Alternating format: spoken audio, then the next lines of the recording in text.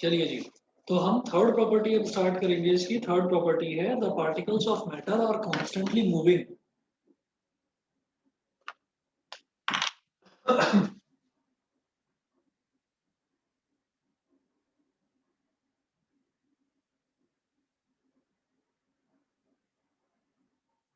The particles of matter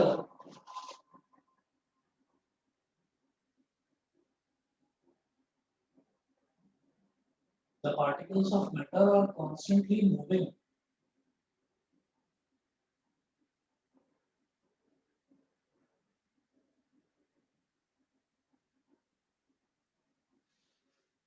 The particles of matter are constantly moving. इसमें क्या होता है कि जब भी कभी हम बात करते हैं, कभी भी मैटर की बात करते हैं, तो matter is made up of small small particles.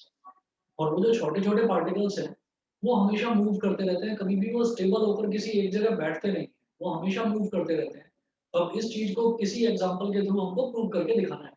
ठीक है, तो इसमें एक एग्जांपल लेते हैं। व्हेन वी लाइट और बर्न एन इंसेंस स्टिक, एक एग्जांपल लेते हैं यहाँ पर। व्हेन वी लाइट और बर्न एन इंसेंस स्टिक, आप समझ रहे होंगे इंसेंस स्टिक मतलब अगरबत्ती होती है।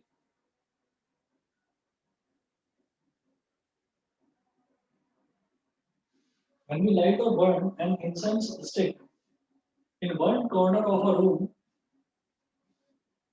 in one corner of a room, when we light or burn an incense stick or agarbatti in one corner of a room, its fragrance spreads in the whole room quickly. Its fragrance spreads. Its fragrance spreads in the whole room quickly.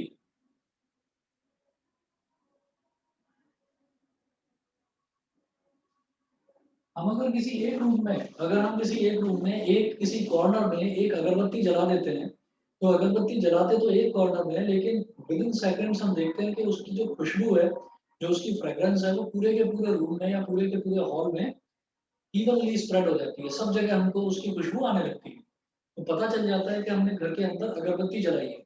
अच्छा, अब इसमें reason लिखेंगे इसका। लिखेंगे the particles, this is because the particles of gases, point लिखिएगा, this is because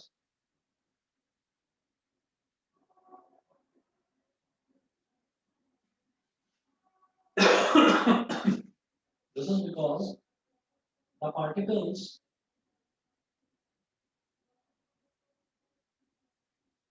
this is because the particles of gases produced by the burning of incense stick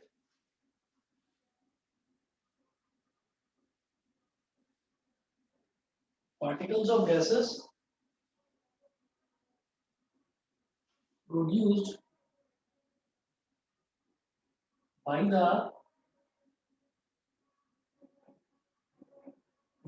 the burning of incense stick, burning of incense stick move rapidly in all directions, move rapidly in all directions, move rapidly in all directions, mix with the moving particles of air,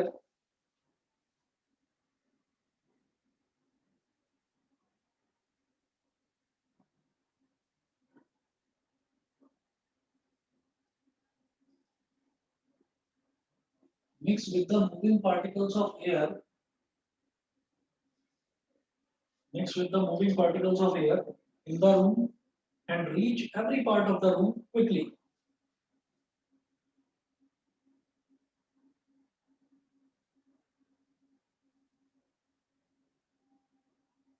And reach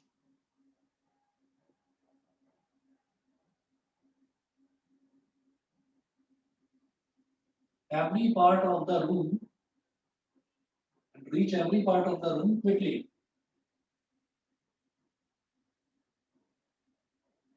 And reach every part of the room quickly. ठीक है?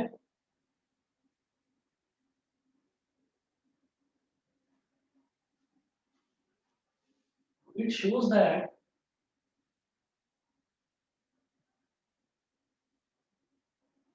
it shows that the particles of matter.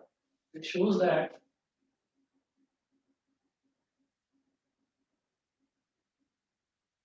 the particles of matter, और bracket में mention करिएगा, here incense gases and air, here incense gases and air, here incense gases and air are constantly moving.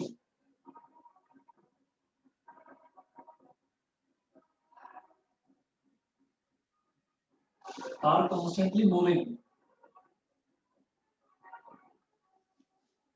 Are constantly moving. अब आप समझिएगा इस example से आपको समझ में आ गया होगा कि क्या होता है कि जब हम घर के एक किसी कोने में अगरबत्ती जला देते हैं, अगरबत्ती मतलब इंसेंस स्टिक अगर हम जला देते हैं तो क्या होता है कि उसके अंदर जो गैसेस प्रोड्यूस होती है, तो वो जो गैसेस हैं वो मूव करती रहती हैं। ठीक है, तो अगर मान लीजिए हम किसी इंसेंस स्टिक को जलाते हैं, अगरबत्ती को जलाते हैं, तो अगरबत्ती के जलाने से उसमें से जो गैसेस गैसेस हैं, इंसेंस गैसेस यानी कि अगरबत्ती की जो गैसेस है वो क्या होती है, वो भी कॉन्स्टेंटली मूव करती रहती है। तो वो मूव करती करते करते करते करते जो रूम के अंदर जो पहले से ही एयर पार्टिकल्स मौजूद हैं, वो एयर पार्टिकल्स भी कॉन्स्टेंटली लगातार मूव कर रहे हैं। तो वो उन एयर पार्टिकल्स के साथ में मिक्स हो जाती है, और क्योंकि इंसेंस गैसेस भी लगातार मूव कर रही हैं, एयर पार्टिकल्स भी लगातार मूव कर रहे हैं, तो वो मूव करते करते पूरे के पूरे रूम में पहुंच जाते हैं। आप सोचिएगा कि अगर इंसेंस गैसेस मूव ना करती तो वो रूम के जो मूविंग एयर पार्टिकल्स हैं, रूम के जो मूविंग एयर पार्टिकल्स हैं जो मूव कर रहे हैं, वो उन तक ना पहुंचती, उनके साथ मिक्स ना होती, और फिर जिस जगह पर वो जल रही है सिर्फ उसी जगह पर उसकी खुशबू आती। होता क्या है कि उसको जलाते तो एक कोने में, लेकिन उसकी खुशबू पूरे के पूरे रूम में हो जाती है। ठीक है, तो इससे ये समझ में आता है कि जो हमारी इंसेंस स्टिक है उसकी जो गैसेस है उसके पार्टिकल्स भी लगातार मूव करते रहते हैं। जो हमारे रूम में जो एयर है उसके जो पार्टिकल्स हैं वो भी लगातार मूव करते रहते हैं, तभी तो एक जगह से दूसरी जगह तक पूरे में खुशबू पहुंच जाती है। सभी को क्लियर है इतना? Yes, sir. Yes, sir. ठीक है बेटा? Yes, sir. हाँ जी, ये हुआ। इसके अलावा एक और एग्जांपल इसमें देखेंगे। ये एग्जांपल नंबर 1 लिख लीजिए यहाँ पर, एग्जांपल 1। और एग्जांपल नंबर 2 देखिएगा, ये तो मैंने गैस का एग्जांपल दिया। अब हम अगर एग्जांपल लें किसी लिक्विड का तो वो क्या हो सकता है, देखिएगा।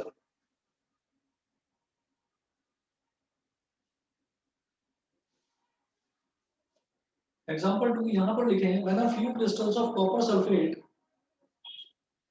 When a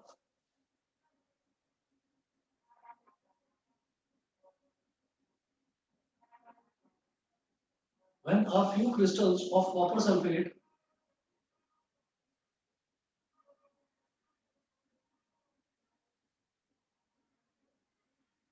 when a few crystals का मतलब क्या होता है कि छोटे छोटे टुकड़े।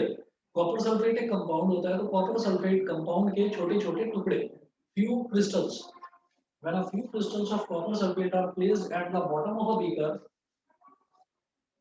are placed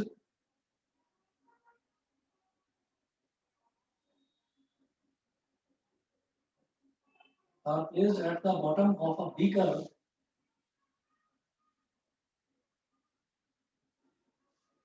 are placed at the bottom of a beaker or a gas jar containing water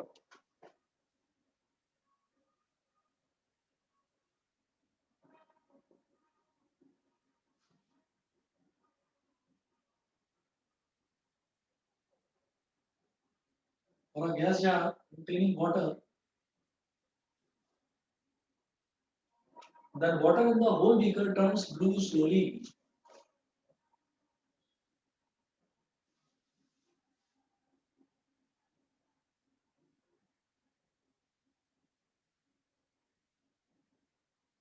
Then water in the whole beaker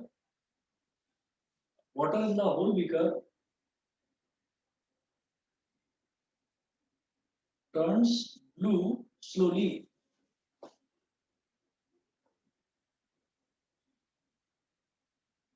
जो कॉपर सल्फेट होता है ना, वो कॉपर सल्फेट का जो कलर है वो ब्लू कलर का होता है। कॉपर सल्फेट का कलर जो है वो ब्लू होता है। अब आप ये देखिएगा कि इसमें इसमें ऐसा होता है कि जब भी कभी हम पानी में कॉपर सल्फेट के कुछ क्रिस्टल्स को डाल देते हैं, तो क्या होता है कि धीरे धीरे क्योंकि कॉपर सल्फेट के जो क्रिस्टल्स हैं वो क्रिस्टल्स भी बहुत छोटे छोटे पार्टिकल्स से मिलकर बने हैं, तो उसके जो छोटे छोटे पार्टिकल्स हैं वो भी एक जगह ठहरेंगे नहीं, एक जगह रुकेंगे नहीं। वो क्या होगा, वो भी लगातार मूव करना शुरू करेंगे, पानी के अंदर जाते ही वो भी मूव करना शुरू करेंगे और पानी के पार्टिकल्स तो मूव करते ही रहेंगे। तो पानी के पार्टिकल्स भी मूव कर रहे हैं और कॉपर के जो क्रिस्टल्स हैं कॉपर सल्फेट के वो भी मूव कर रहे हैं। कॉपर सल्फेट ब्लू कलर का है तो उसके क्रिस्टल्स भी तो ब्लू कलर के होंगे, तो वो क्रिस्टल्स लगातार मूव करते रहेंगे, पूरे पानी को धीरे धीरे वो ब्लू कलर का बना देंगे। बता दीजिए, समझ में आ गया? सर एक डाउट है। यस हाँ सर। जी बताइए। सर अगर पानी मतलब सर अगर वाटर गर्म होगा मतलब हाँ तो सर तब भी स्लोली स्लोली टर्न करेगा या सर फास्टर रेट पे करेगा? हाँ जी, बिल्कुल सही पूछा आपने क्वेश्चन कि अगर पानी को हम गर्म कर रहे होंगे तो वो थोड़ा फास्ट रेट में करेगा। उसका रीजन ये होता है कि जो मॉलिक्यूल्स होते हैं ना किसी भी पार्टिकल के, चाहे वो सॉलिड हो, चाहे वो लिक्विड हो, चाहे वो गैस हो, उसके जो मॉलिक्यूल्स हैं जब भी कभी हम उसको गर्म करना शुरू करते हैं तो उसके मॉलिक्यूल्स जो है वो एजिटेट होने शुरू हो जाते हैं, मतलब उनका जो काइनेटिक एनर्जी होती है ना पार्टिकल्स की वो बढ़नी शुरू हो जाती है। तो क्या होता है कि आप लोगों ने, ये बहुत मोस्ट कॉमन सा एग्जांपल है, अगर कभी आपने घर में चाय बनाई हो या आपने किसी एक छोटे से कंटेनर में पानी को गर्म करा हो, तो आपने ये देखा होगा कि उसमें छोटे छोटे ना बबल्स बनने लगते हैं पानी में, और जैसे जैसे पानी तेज गर्म होने लगता है वो बबल्स बहुत तेजी से इधर उधर टकराते रहते हैं। ठीक है, तो वो जो है वो बेसिकली क्या है, वो एजिटेशन है। एजिटेशन मतलब बेचैनी है किसकी, जो पानी के पार्टिकल्स हैं उनका एजिटेशन है। वो एजिटेशन क्यों बढ़ रहा है, पहले आपको खुली आंखों से जब आप देखते थे तो आपको दिखाई देता था कि वाटर शांत है, वाटर इज एट रेस्ट। जबकि हम जो खुली आंखों से देखते हैं तब भी वाटर रेस्ट में नहीं होता, उसके पार्टिकल्स लगातार मूव करते रहते हैं। लेकिन जैसे जैसे हमने उसका टेम्परेचर बढ़ाना शुरू करा, उसको गर्म करना शुरू करा, तो जो उसके पार्टिकल्स हैं, उसके पार्टिकल्स का जो एजिटेशन है, जो मूवमेंट है, वो हमको दिखाई देना शुरू हो गया। और वो मूवमेंट फास्ट हो जाता है जब हम किसी भी चीज का टेम्परेचर बढ़ाते हैं। समझ गए? तो अगर मान लीजिए पानी के अंदर कॉपर सल्फेट के क्रिस्टल्स को हमने मिलाया है और हमने उसका टेम्परेचर बढ़ाना शुरू कर दिया, तो वो जिस स्पीड से मूव कर रहे हैं ना, हमारा ये थर्ड प्रॉपर्टी है ही ये, the particles of matter are constantly moving. Constantly मतलब लगातार मूव करते रहते हैं। तो जब पार्टिकल्स लगातार मूव करते रहेंगे तो उसका मतलब ये है कि वैसे तो वो लगातार मूव कर ही रहे हैं, आपने गर्म कर दिया ना, मतलब आपने टेम्परेचर बढ़ा दिया। तो टेम्परेचर बढ़ाने से क्या होगा कि उनका जो वो मूवमेंट है ना, दैट मूवमेंट बिकम्स फास्टर। वो मूवमेंट थोड़ा फास्ट हो जाएगा, और जब वो मूवमेंट फास्ट हो जाएगा तो वो ब्लू कलर बहुत जल्दी स्प्रेड हो जाएगा पूरे पानी में। समझ गए? Yes sir. ठीक है, चलिए यस सर। ठीक है जी। अब इसके बाद देखिएगा, टर्न्स ब्लू स्लोली। इसके बाद आप एक रीजन लिखेंगे इसमें। ये तो हो गया कि ऐसा हम ऑब्जर्व करेंगे, अब इसका रीजन क्या है वो देखेंगे। बेटा सभी बच्चों को समझ में आ रहा है? Yes sir. लक्ष्य, जानवी, सिमर, सोमिल, टिया, यस सर। केदार, यश, यस सर। सभी को क्लियर है ना? Yes sir. Yes sir. चलिए ठीक है, आगे बढ़ते हैं, इसका रीजन देखते हैं। तो रीजन मैंने आपको बता दिया, उसको नोट कर लीजिए, लिख लीजिए उसे। लिखिएगा कि दिस इज बिकॉज ऑफ, जो वो ब्लू कलर का हो गया, तो इसमें आप लिखिएगा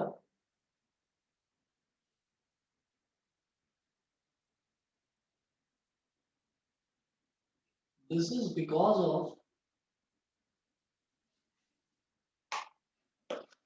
this is because of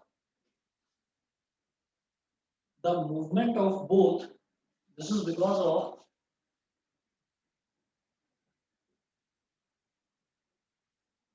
this is because of the movement of both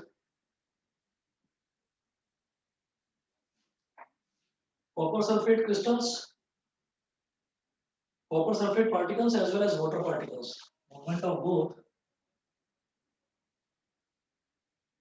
copper sulfate particles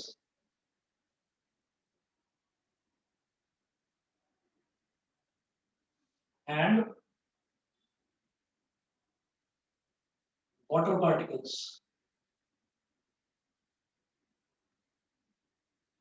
This is because of the movement of both copper sulfate particles and water particles. तो copper sulfate particles और water particles दोनों के movement की वजह से ही ये होता है.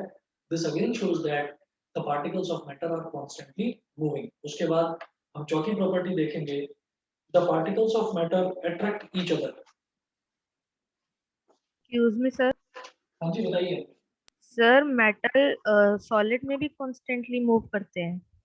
सॉलिड में भी कॉन्स्टेंटली मूव करते हैं, लेकिन होता क्या है कि सॉलिड में हम उसको खुली आंखों से ऐसे देख नहीं पाते.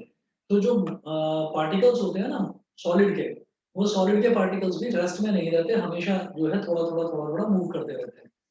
अब इसी में केमिस्ट्री में अभी जैसे हम बार बार पार्टिकल पार्टिकल पार्टिकल बोले जा रहे हैं, ये क्या होता है पार्टिकल?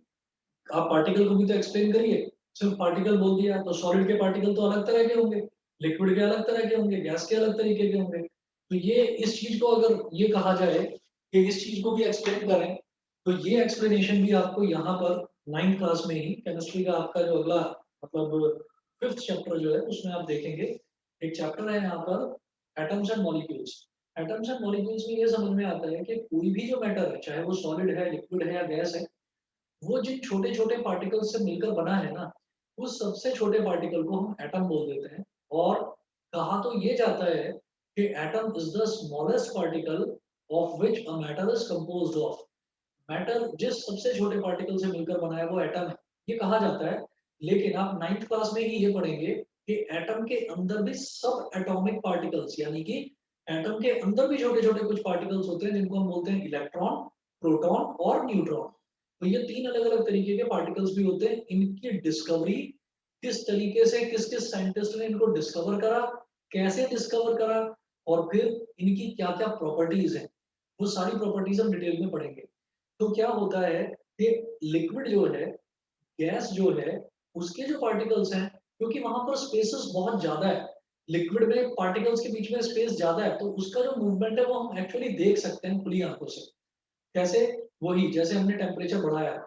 दूसरी चीज आपने ये देखा होगा कि अगर आप कभी भी पेप्सी या कोका कोला या कोई भी फैंटा, किसी भी तरीके की कोई आप कोल्ड ड्रिंक लेंगे, तो कोल्ड ड्रिंक में आपने कभी इंग्रेडिएंट्स देखेंगे ना, तो उस पर पीछे लिखा रहता है sweet and carbonated water. Sweet and carbonated water. Sweet and मतलब मीठा, कार्बोनेटेड मतलब जो पानी है उसको लिखा हुआ है स्वीटेड कार्बोनेटेड वाटर, यानी कि वो नॉर्मल वाटर नहीं है. वाटर के अंदर कार्बोनेटेड मतलब कार्बन डाइऑक्साइड उसके अंदर मिक्स कर रखी है. तो जैसे ही आप उसको खोलते हैं, तो क्या है वो एग्जांपल कि जो पानी है, पानी के अंदर कार्बन डाइऑक्साइड मिक्स कैसे हुई, कैसे करी? वो इस वजह से करी क्योंकि जो वो पानी है ना, वो पानी स्वीटेंड वाटर है. उसके अंदर पहले तो शुगर मिलाया गया है. शुगर मिलाने के बावजूद भी उस पार्टिकल्स जो है पानी के, जो मीठे पानी के पार्टिकल्स हैं, उसमें स्पेसेस रह जाते हैं. तो उन स्पेसेस में आपने कार्बन डाइऑक्साइड गैस को उसके अंदर मिक्स कर दिया, और फिर जैसे ही हम उसको खोलते हैं तो आपको बबल्स निकलते हुए एकदम से दिखाई देते हैं. तो वो बेसिकली होता क्या है कि जब आपने उसका जो सील था जो पूरी तरीके से बंद था, जब आपने उसकी सील को खोल दिया और आपने लिड हटा दिया उसके ऊपर से, तो बहुत जल्दी आप ये देखेंगे कि वो बबल्स धीरे धीरे धीरे धीरे नीचे से ऊपर से, मतलब जो पूरा का पूरा कोल्ड ड्रिंक है, उस कोल्ड ड्रिंक के हर पार्ट में से वो बबल्स निकल निकल के धीरे धीरे ऊपर आते हैं और फाइनली वो बबल्स थोड़ी देर बाद गायब हो जाते हैं. गायब कहाँ होते हैं वो? बिकॉज वो गैस है, तो वो गैस जो है वो एटमॉस्फेयर में चली जाती है। एटमॉस्फेयर में कैसे गई? जो हमने यहाँ पर सेकंड वाली प्रॉपर्टी देखी थी कि वो जो है वो पार्टिकल, सेकंड नहीं सॉरी यही वाली प्रॉपर्टी, तो उसमें जो कार्बन डाइऑक्साइड है वो एयर के पार्टिकल्स के साथ में मिक्स होकर और वो इवेपोरेट हो जाती है। समझ गए? तो इससे क्या समझ में आता है? इससे ये समझ में आता है कि लिक्विड में, गैस में, तो ये मोशन मैं लगातार देख सकता हूँ, लेकिन आप कहोगे सर मेरे तो घर में मैं अभी बैठा हुआ हूँ, एक वुडन चेयर है और वुडन टेबल है, मुझे तो यहाँ पर कोई पार्टिकल्स का मोशन दिखाई नहीं दे रहा है, कहाँ पार्टिकल्स मूव कर रहे हैं? तो वो चीज अगर हम इलेक्ट्रॉनिक माइक्रोस्कोप से देखेंगे, तो इलेक्ट्रॉनिक माइक्रोस्कोप से मुझे वुड के अंदर भी पार्टिकल्स मूव करते हुए दिखाई देंगे, मुझे प्लास्टिक के अंदर भी पार्टिकल्स मूव करते हुए दिखाई देंगे। हालांकि उनका मूवमेंट उतना फास्ट नहीं होता जितना लिक्विड में और गैसेस में होता है। इसीलिए जो ये दो एग्जांपल दिए गए हैं, this is of a gas and this is of a liquid, ये गैस और लिक्विड का एग्जांपल, समझ गए? Yes sir. तो सॉलिड में भी होता है पर खुली आंखों से हम देख नहीं पाते उसको। चलिए जी, अब अगला देखेंगे। अगला है the particles of matter attract each other, fourth property है।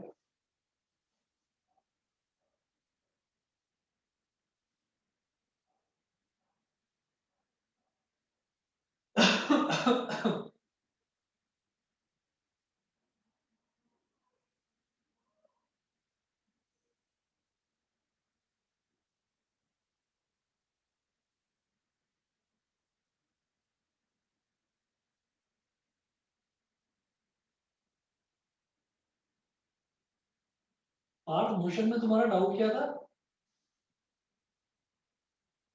Sir ma'am distance time graph पढ़ा रही थी हमारे स्कूल में मैं, तो सर उन्होंने जो परपेंडिक स्लोप निकालने के लिए परपेंडिकुलर अपॉन बेस लिया था, तो मैं सर उन्होंने परपेंडिकुलर ए और बी लिया था, ना कि ए और ओ लिया था।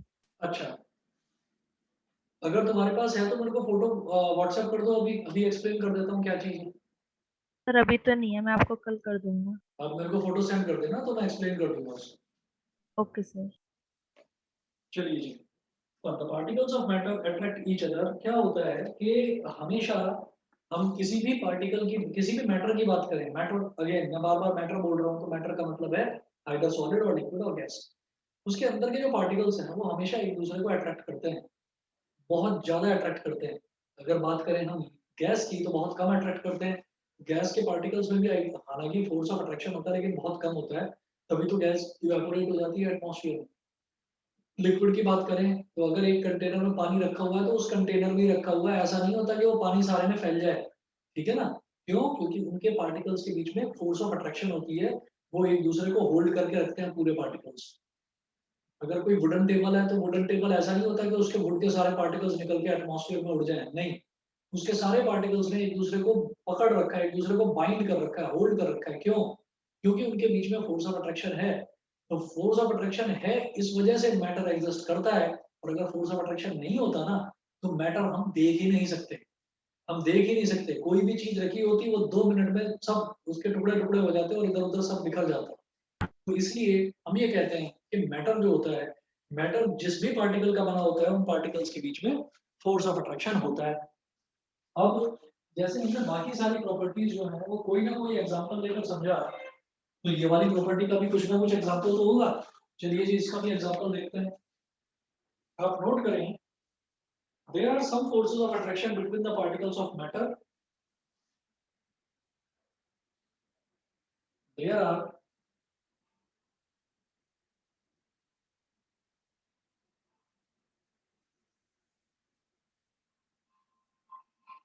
there are some forces of attraction between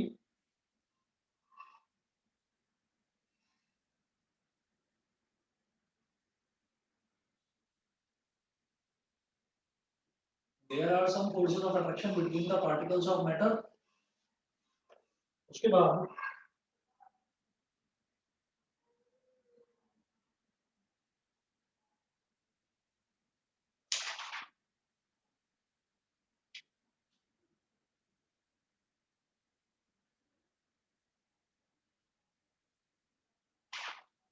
इसमें एग्जांपल देखेंगे।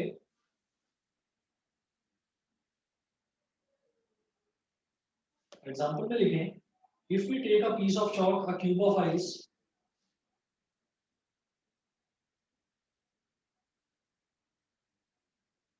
if we take a piece of chalk, chalk समझते हैं ना जिससे स्कूल में ब्लैक बोर्ड पर लिखा जाता है. If we take a piece of chalk, comma, a cube of ice, ice cube, and an iron nail. Iron nail मतलब आयरन की एक कील जो दीवार में लगाते हैं कुछ कोई चीज टांगने के लिए. And an iron nail and beat them with a hammer and beat them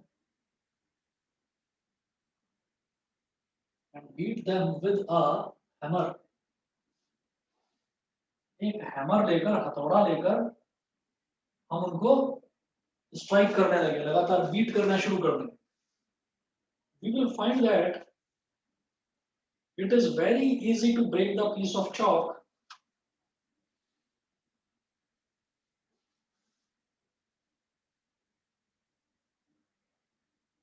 we will find that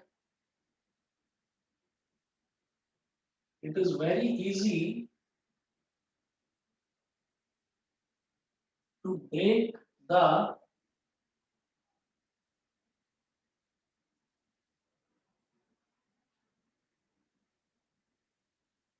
you will find that it is very easy to break the piece of chalk, comma, it requires more force to break a cube of ice. It requires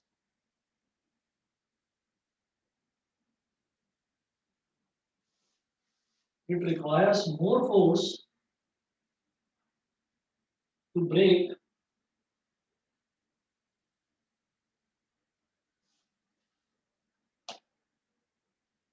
a cube of ice.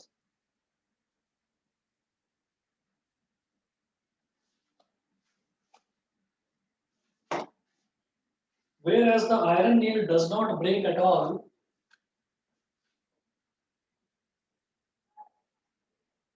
Whereas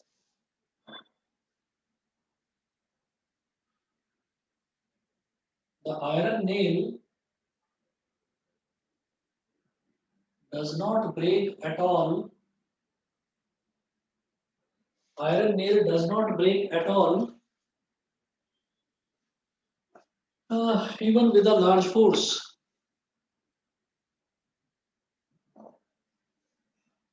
बहुत ज्यादा ताकत लगाने पर भी जो लोहे की कील है वो टूटेगी नहीं.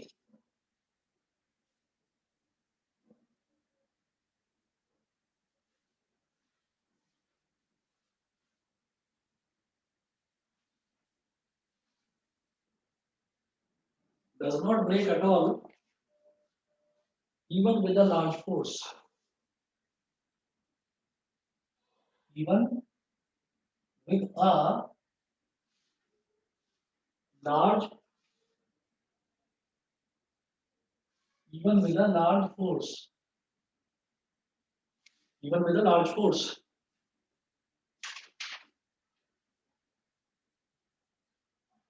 This shows that the force of attraction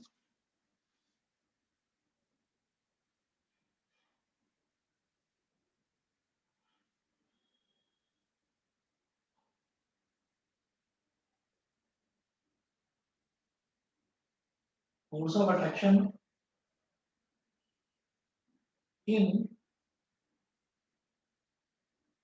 chalk is quite weak, comma,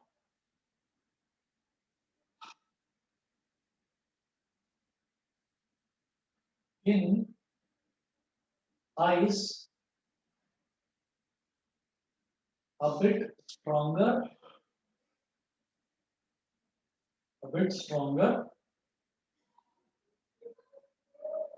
whereas in iron nail it is very strong. whereas in iron nail it is very very strong. तो यहाँ से ये समझ में आता है कि देखिए फोर्स ऑफ अट्रैक्शन तो सभी के बीच में है। जो चौक है उसमें थोड़ा कम है, उसको तो हथौड़ा मारने की भी जरूरत नहीं है, आप हाथ से ही थोड़ा सा करेंगे तो वो टूट जाएगी। और जो आइस है, आइस को अगर आप ज्यादा ताकत लगाएंगे हाथ से तो टूटेगी नहीं, हाँ हथौड़ा हल्का सा मारेंगे वो टूट जाएगी। लेकिन अगर मैं आयरन नेल की बात करूं तो हाथ को तो छोड़ो, आप हथौड़े से भी कितना भी आप मारे वो टूटेगा नहीं।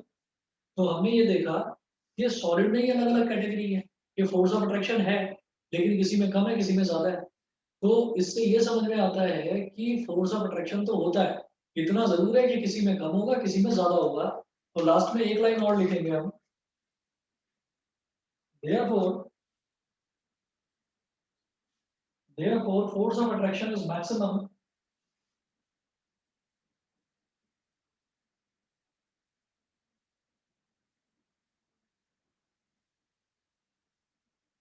therefore force of attraction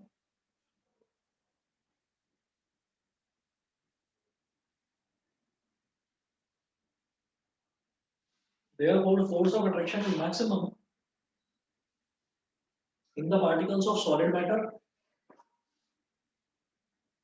maximum in the particles of solid matter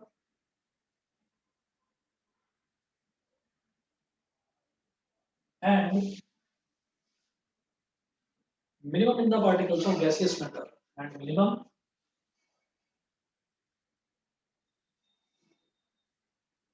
in the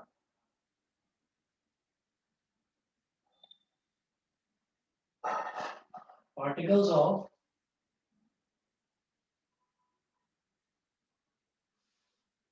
gaseous matter, minimum in the particles of gaseous matter। उसके बाद दो चीजें और लिखेंगे, ये तो हमारी सारी की सारी प्रॉपर्टीज हो गई, पार्टिकल्स ऑफ मैटर की क्या क्या प्रॉपर्टीज होती हैं यानी कि क्या क्या कैरेक्टरिस्टिक्स होती हैं, ये तो वो हो गया। उसके बाद आप लिखेंगे कि एक डिफरेंस होता है रिजिड में और फ्लूइड में, रिजिड क्या होता है और फ्लूइड क्या होता है। तो नेक्स्ट हेडिंग आप लिखेंगे rigid and fluid.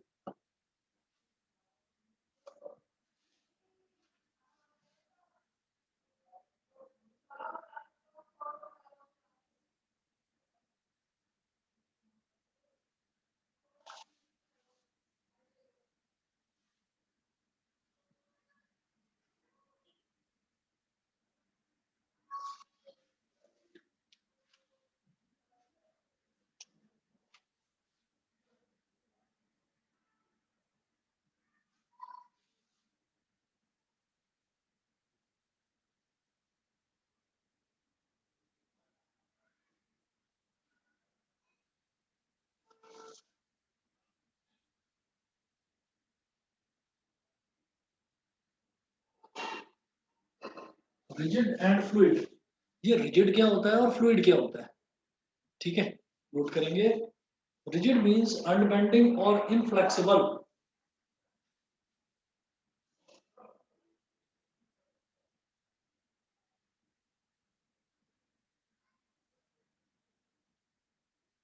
rigid means unbending or inflexible। कोई भी ऑब्जेक्ट जो है उसको अगर मैं ताकत लगाऊं फोर्स लगाऊं और वो बेंड ना हो, वो मुड़े ना, ठीक है, तो हम उसको बोल देते हैं रिजिड। या फिर इनफ्लेक्सिबल, फ्लेक्सिबल क्या होता है, मान लीजिए कि हम इसको मार्कर को लेते हैं और हम इसको ताकत लगा रहे हैं लेकिन ये मुड़ नहीं रहा है, ठीक है, वहीं पर अगर मैं कोई वायर ले लूं और उस वायर को अगर मैं मोड़ने लगूं तो वो वायर आराम से मुड़ जाएगा। तो हम ये कहेंगे कि जो चीज आसानी से मुड़ जाए उसको हम बोल देते हैं फ्लेक्सिबल, और जो चीज आसानी से ना मुड़े उसको हम बोल देते हैं रिजिड। जिसको हम ताकत लगाए ना मुड़े उसको हम बोल देते हैं कि इट इज अनबेंडिंग और इनफ्लेक्सिबल। तो ये तो रिजिड हो गया। फिर उसके बाद में नेक्स्ट आप लिखेंगे फ्लूइड। फ्लूइड क्या होता है,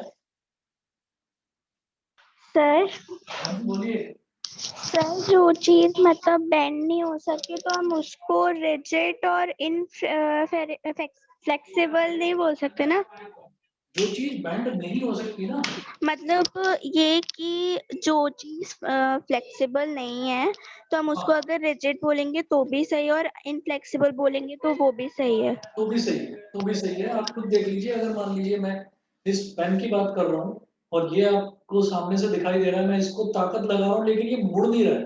अगर मैं यस ज्यादा सर। ताकत लगाऊंगा तो ये टूट जाएगा।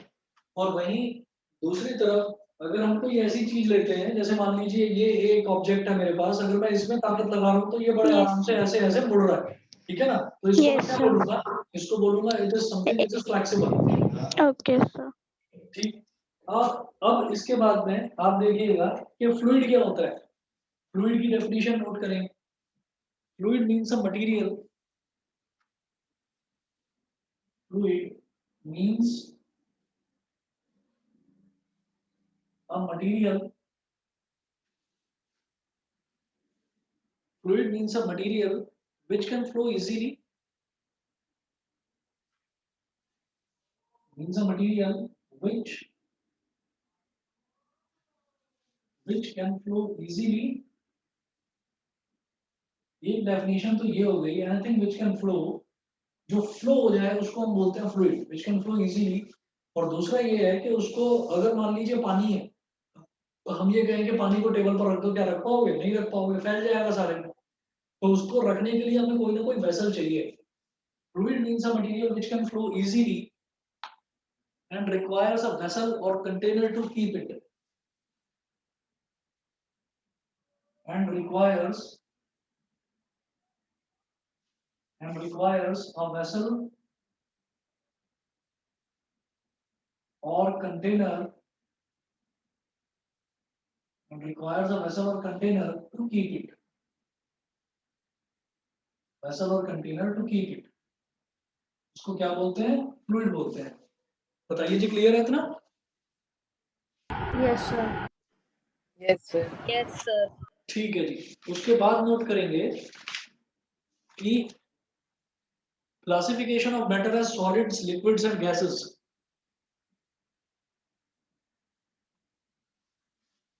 नेक्स्ट हेडिंग डालिएगा, classification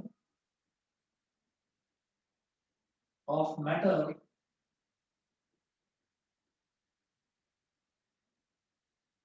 as solids, liquids or gases। Classification of matter as solids, liquids or gases। ठीक है, ये हेडिंग डालकर छोड़ दीजिए बेटा, नेक्स्ट क्लास में करवाऊंगा इसको। ठीक है, आज के लिए बस इतना ही कर देंगे। Okay sir. चलिए, good evening sir. Okay sir, good evening sir.